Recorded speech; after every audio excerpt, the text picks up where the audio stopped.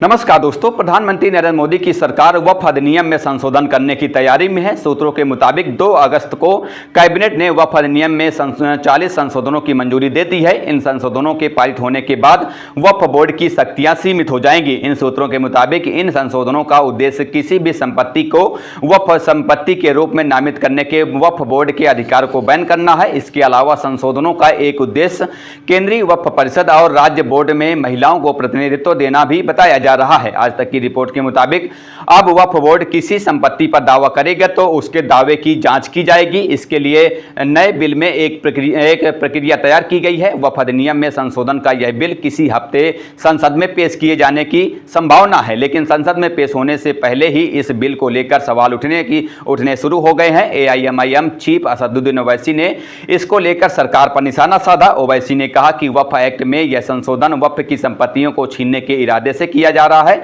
यह संविधान द्वारा दिए गए धार्मिक स्वतंत्रता के अधिकार पर हमला है। RSS की मंशा शुरू से ही वक्फ की संपत्तियों को छीनने की रही है। वक्फ अधिनियम में होने वाले संशोधन पर all India Muslim personal law board यानी कि AIMPLB ने अपनी प्रतिक्रिया दी है।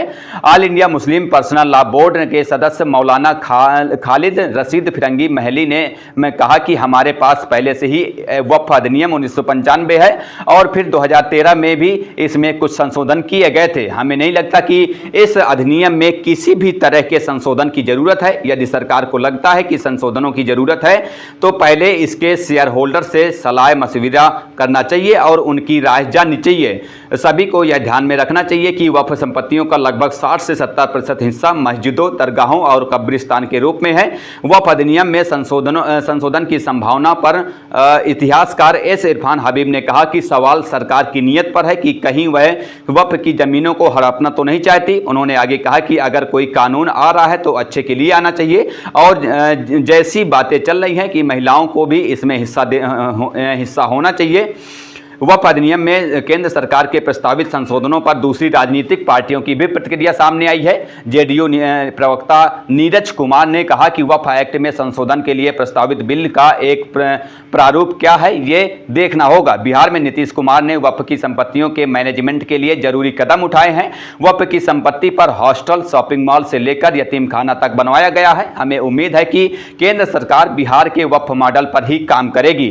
अयोध्या वाली मस्जिद नाम पर तगड़ी ठगी वक्फ बोर्ड के अध्यक्ष को भी नहीं छोड़ा। वहीं RJD प्रवक्ता मृत्युंजय तिवारी ने इसको लेकर मोदी सरकार पर निशाना साधा है। उन्होंने कहा कि सरकार की निगाहें कहीं और निशाना कहीं और है। किसी धर्म विशेष को टारगेट करना और विवादित मुद्दों को उठाना ये केंद्र सरकार की नीति है ताकि असली मुद्दों पर चर्चा न हो। वक्फ बोर्ड लगभग 8,70,000 संपत्तियों की देखभाल करता है जो लगभग 9,40,000 एकड़ में फैली हुई है। साल 2013 में यूपी सरकार ने मूल वक्फ अधिनियम 1995 में संशोधन करके वक्फ बोर्ड के अधिकारों को और मजबूत किया था।